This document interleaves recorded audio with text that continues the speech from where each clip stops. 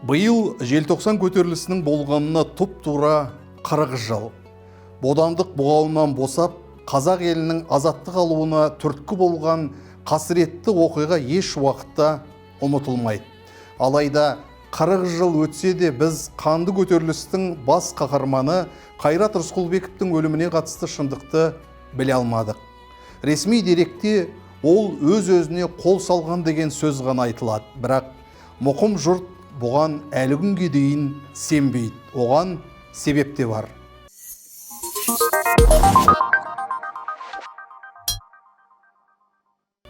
Қайрат Жамбыл тумасы 1966 жылдың наурызында дүниеге келген.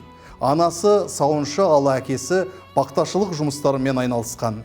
Барлығы оның бала күнінде бауырмал, шындықты тіліп айтатын тік мінезді көпшіл болғанын айтады. Кітапты көп оқитын, шешен жігіт еді дейді білетіндер. Қайрат мектеп бітірген соң Алматыға оқуға түседі. Ол студент атанған алғашқы жылақ желтоқсан көтерілісі басталды. Совет билігі 1986 жылы қазақты ұзақ жыл басқарған Дінмұхаммед Қонаевты бір-ақ күнде қызметтен алып тастады. Орнына Мәскеуден келген Геннадий Колбинді қонжита салды. Бұл шешім қазақ қоғамына ұнай қойған жоқ. Сол себепті жастар наразылық білдіріп, Алматыдағы орталық алаңға шықты. Бейбіт шеру өткізді. Бірақ сол бейбіт шерудің соңы қанды қақтығысқа ұласты. Мұздай қаруланған жендеттер алаңға жиналған жастарды аяусыз сабады. Ит қосып, өрт сөндіргіш машиналарымен су шашып, жығылған мертіккен жандарды қала сыртына әкетіп жатты. Қазақ қыздарын шашынан сүйреп, айуандықпен тепкілеп, кейбіреулерін тіпті қаныпезерлікпен көк мұзға отырғызуға дейін барды. Міне осындай озбырлыққа шыдамаған қыз баласын қадірлеп өскен намысты жігіттер жендеттердің жексұрын әрекетіне шыдамай қарсы күш көрсетті. Солардың бел ортасында Қайрат та бар еді. Қайрат Рысқұлбеков алаңға не үшін барғанын ата-анасына жазған хатында баяндайды. Үзіндісін оқып берейін. 18 желтоқсан 1986 жылы алаңға бардым. Көпшілікпен бірге. Барғанда да Қонаевтың күйін күйттеп барған жоқпын. Ол жерге барған себебім, бар мақсатым біріншіден ол жерде не болып, не істеп, не қойып жатқанын өз көзіммен көру болды. Екіншіден, алаңда қазақтың уыздай жас қыздарын ұрып соғып, өлтіріп жатыр дегенді елден естіген соң, өз басым қолымды жайып, күл болмаса бүл болсын деп отыруға еркектік ар намысым еш жетпеді дейді. 1987 жылы 1 қаңтарда милиция Қайратты куә деп бөлімшеге алып кеткен. Кейін оған телевидение қызметкері Сергей Савицкийді өлтірді деген айып тағылды. Қайрат әрине мұнымен келіскен жоқ. Оның туыстары да, достары да тергеу жалған айып тағып жатыр деп шағымданды. Алайда бұлардың өтініші мүлде ескерілмеді. Қайратпен бір жатақханада тұрған досы Бауыржан Қайранбеков сол уақыттағы газеттердің біріне берген сұхбатында былай деген еді. Сол кездері мен Қайраттың қасында жүрдім. Оған Савицкийді өлтірді деген айып тағылды. Бірақ бұл өтірік. Біріншіден, Савицкий Мир Сәтбаев көшесінде өлтірілген. Ал Қайрат екеуміз ол уақытта Фурманов Сәтбаевта жүрдік. Екіншіден, бір солдатқа қылмыскер ретінде Қайратты көрсет деп айтып жатқанын өз көзіммен көрдім. Бәрі алдын ала ойластырылған. Тергеу амалдары да, сот процесі де ұзаққа созылмады. Судья Қайратты айыпты деп танып, оған өлім жазасын кесті.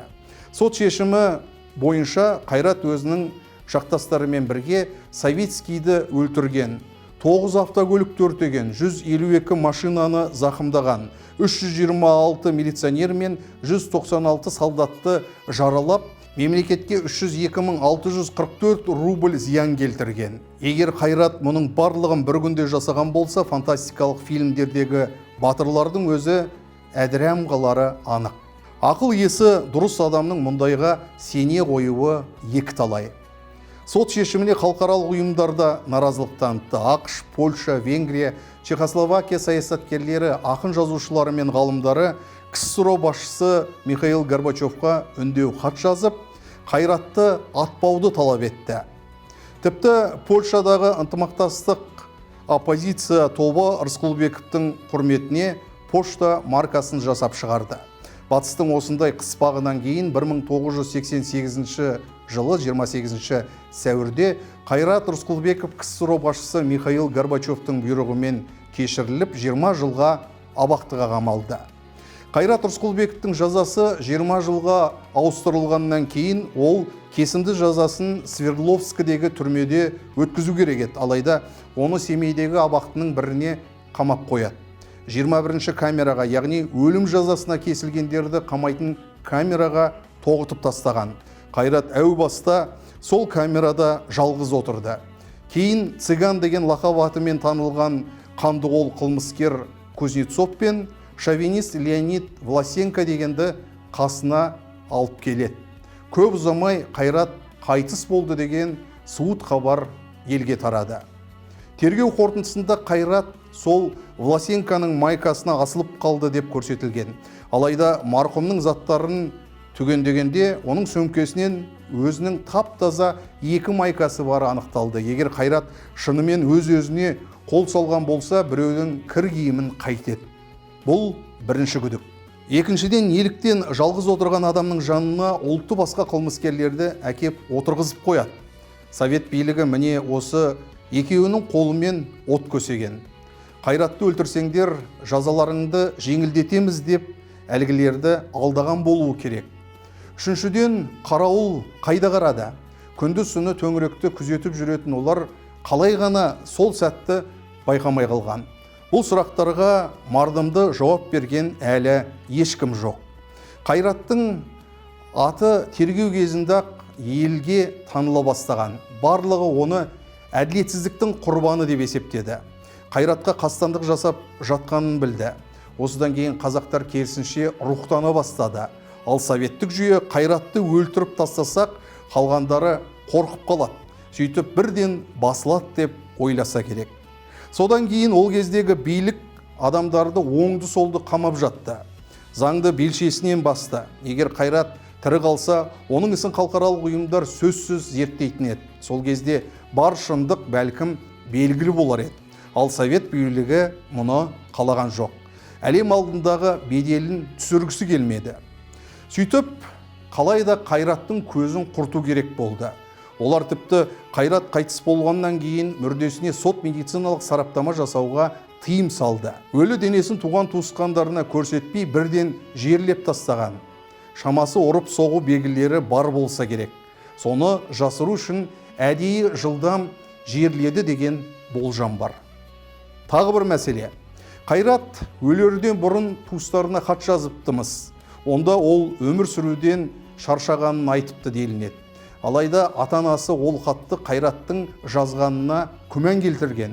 Өйткені қолтаңбасы ұқсамайды. Сосын онда семейліктер жиі қолданатын диалект сөздер болған. Ал Қайрат, өздеріңіз білесіздер, Жамбылдың жігіті. Қайрат қайтыс болғаннан кейін арада 4 жыл өткенде Леонид Власенко Семейде шығатын «Иртыш» деген газеттің редакциясына хат жолдапты. Ол жерде ол Қайратты мен өлтірдім деп анық көрсеткен. Оқиғаның қалай болғанын бүге-шүгесіне дейін айтып беремін депті. Бірақ кейін Власенконың қайда кеткені белгісіз.